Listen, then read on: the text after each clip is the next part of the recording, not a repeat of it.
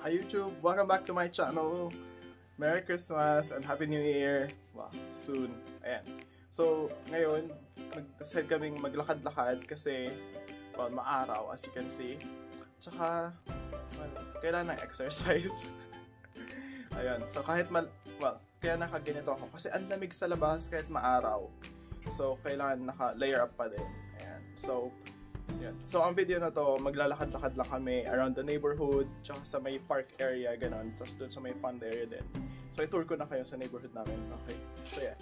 So, if you haven't yet, please follow me on Instagram, which is Kawal_Chan.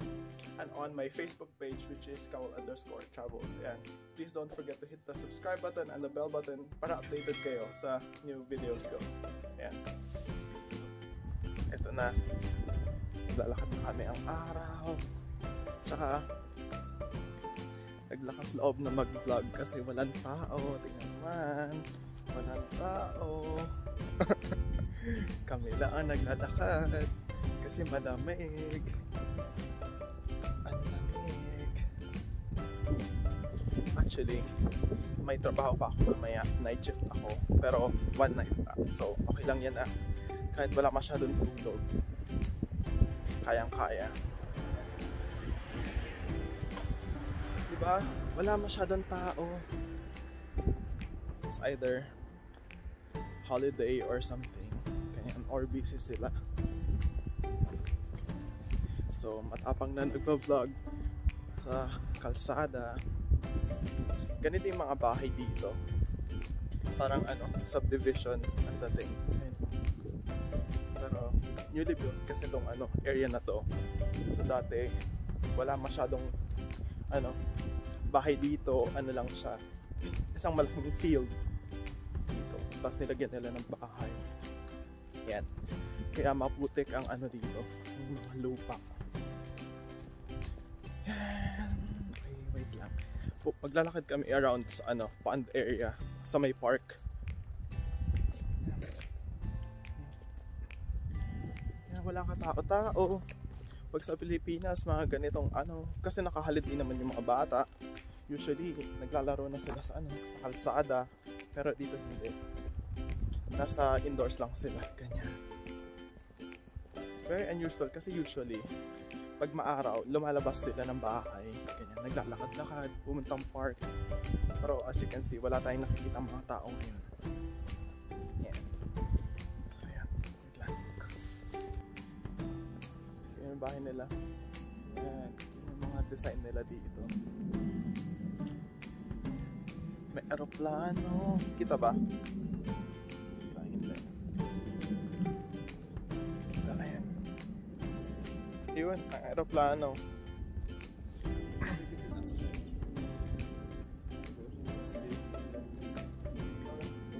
Ayaw niya pumunta sa camera. Camera shy daw siya. Shy si kuya. Ito na ang park. Actually, hindi naman siya park. Field. Isang malaking field siya. Pero park na yung tawag nila dito.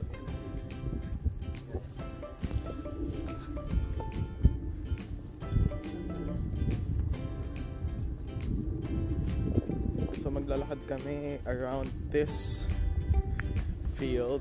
Tapos may malaking or maliit na pond. Sometimes nagfi-fish yung mga tao doon o kung anong isda na kukuha nila. Ayan, usually yung mga ganito. Wait, may robin kaming nadaanan. Ay, nawala na.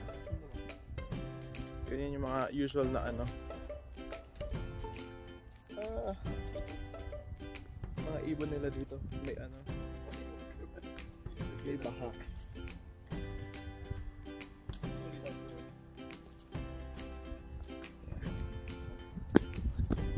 Kaya ayoko naglalakad-lakad ng ganito kasi may mga baha-baha. Konti lang naman. Ayan, mga tao walking their dogs. Ganyan, nilakad namin buti yung aso nila, ina-exercise nila. Oo, pero sila talaga, pag nakita mo sila, hindi sila ganun ka fit. Ganyan. Very cute ng doggy nila. As you can see, wala masyadong tao.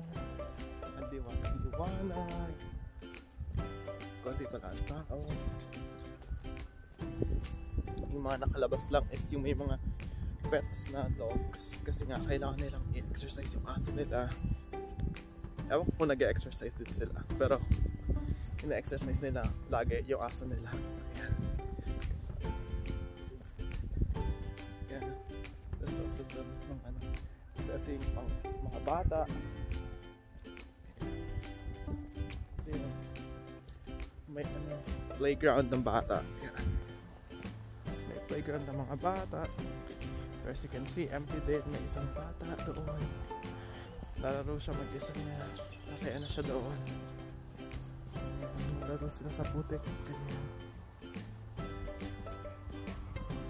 Ikutin lang namin to. Ganyan. Yan si Mike. Camera shy.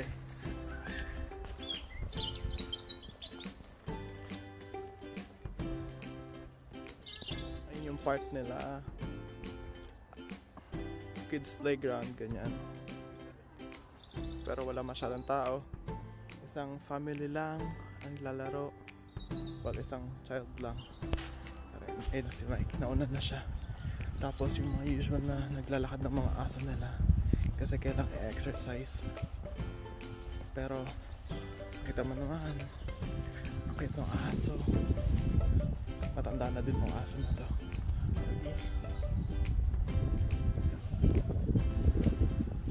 Yan. Ganyan lang yung mga tao dito. Kailangan ilakad yung aso. Yung aso nila fit and healthy. Ganyan. Pero sila hindi masyado. Kaya na lang mag-judge. Cute ng aso.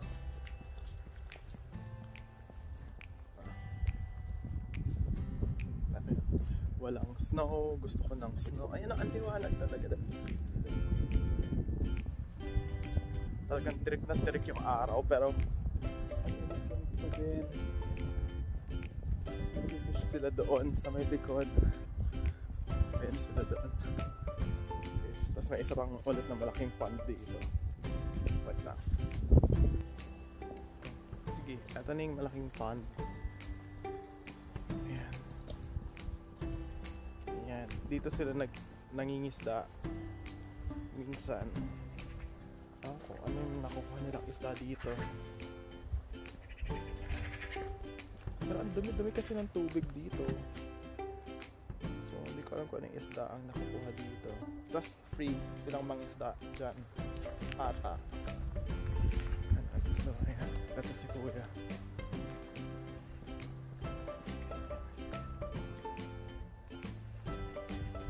Ano, may huli ba siya? So ganyan dito.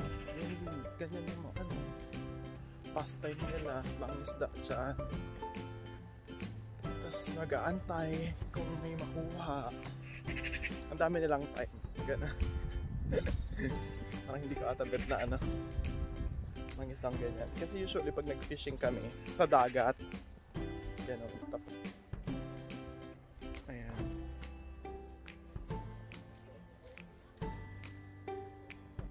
Ayan. Ang ganda dito. Ayan. Pero sana may snow. Walang snow. Pero yeah, malamig na. Tapos meron pa ulit isang pond dito. Tignan. Ayan, ang liwanag, diba? Tapos may duck. Oh. Mga bahay dito. Shala-shala. Mahal yung mga bahay na yan. Ayan, kasi maganda yung view. Ha? Manok.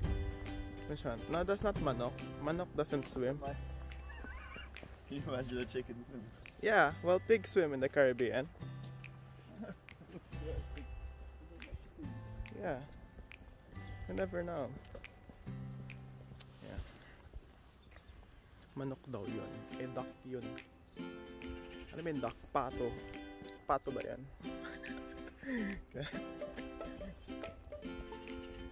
Ayan. Dito, maririnig talaga yung mga kunin ng ibon. Pero ano ba yung ibon na yun? Hindi naman alam.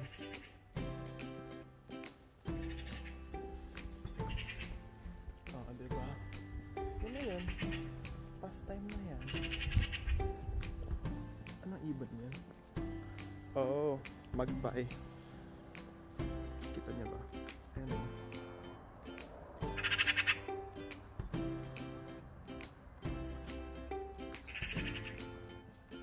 Magpie. Ang ingay.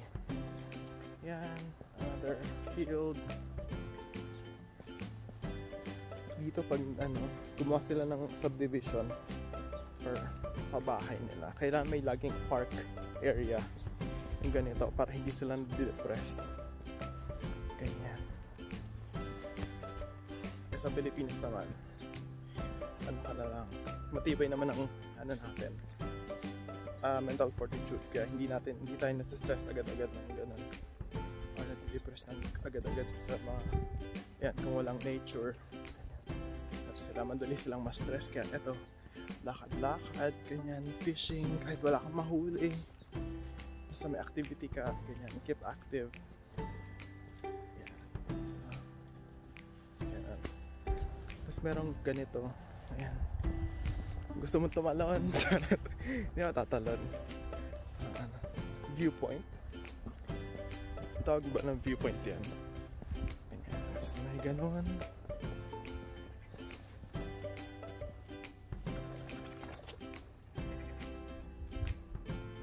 Mohan ulit. Ayan, malapad lang siyang ganun. Ang liwanag. Ang dami talagang naglalakad na mga tao, pero nilalakad nila yung yung aso. Kasi nga, kailangan ng aso i-exercise. Hindi talaga para sa kanila yun, para sa aso nila. Oo, kasi kung wala silang aso, hindi din sila maglalakad. Ayan, no. Pati na friendly naman sila dito. Kaya iba. Pero iba nakakatakot sila. Nakakatakot lang sila tignan. Pero siguro friendly din naman sila. May helicopter. Usually yung mga ganyan, emergency helicopter sila. Flood. Kita ba? Ayan. Emergency helicopter. Ayan. Akala nyo sa Pilipinas lang binabaha? Naku, dito din. Ayan. Baha. Tapos maputik. Ito yung ayoko naglalakad sa Kaya ayoko naglalakad ng after umulan. Ganyan. Kasi ang putik. Madumi na naman yung sapatos ko. Kakalabal lang ito. Goodness. Dami naman pwedeng lakaran. Walang putik. So no. Doon tayo sa maraming putik.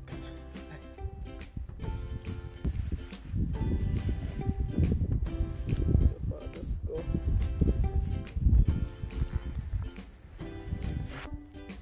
Ha? Ayan. Mag-grocery pa siya. Punta pa kaming Tesco. Kasi you need to buy ng bread. Yeah. Bread kasi marami kaming cheese na from Mike's mom nung Christmas dinner namin. So wala kaming tinapay. Bibili siyang tinapay. Actually yun yung magiging lunch niya. Cheese on toast siguro. Or cheese sandwich. Ako. Siyempre hindi. Kasi hindi naman lunch sa atin yun, di ba? Hindi naman ulam yun. Siyempre kailangan natin ng ulam talaga. Ang liwanag. Ang liwanag. Parang akala ko parang kami ng ng hatlong babae. Hindi naman. Napatingin din siya. Liwanag. Super liwanag.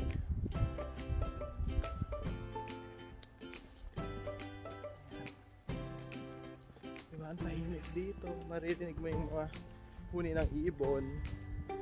Actually, tsaka yung ingay ko. Actually, maingay dito eh. Sige, wait. Mamaya ulit. Ayan, pauwi na kami. Maingay. Maingay ng kotse. Wait. Ayan, nakabili na siya. Ayun, nabili niya kamatis tsaka crackers. Tsaka, yeah, yun lang. Daming kotse. Actually, konti lang yan. Actually, busy na nga yan. Mga kotse. Wait. Ingay.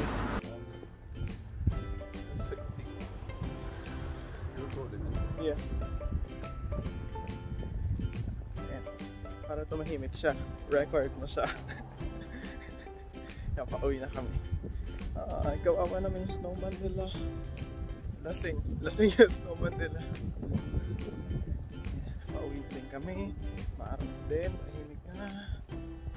Yan, nagsisilabasan yung mga tao. Kasi ilalakad nila yung mga aso nila. Ganyan. Aso. Yan. Yan din yung mga naglalakad dito. May mga aso sila.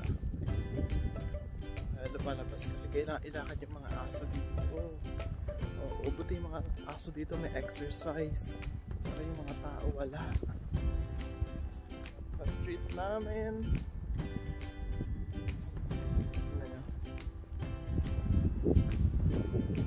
Street namin. Sa gabi maliwanag dito. Kasi ang dami nilang pailaw. Kami wala kaming pailaw kasi nasira ang Christmas lights namin a few days before ng Christmas. Yan. At ano yung bahay namin. Malungkot na yung mga tanim namin. Wala pa, bare pa. Siguro next year patutubo yung mga yan. So ayun na. Pauwi kami. Burgo na kayo sa neighborhood namin.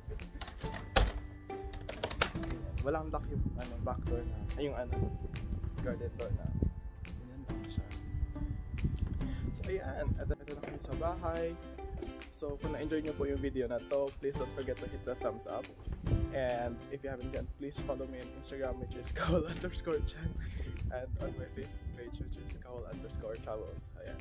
And please don't forget to hit the subscribe button and the bell button para po updated kayo kung may mga new uploads. Okay? Merry Christmas and Happy New Year!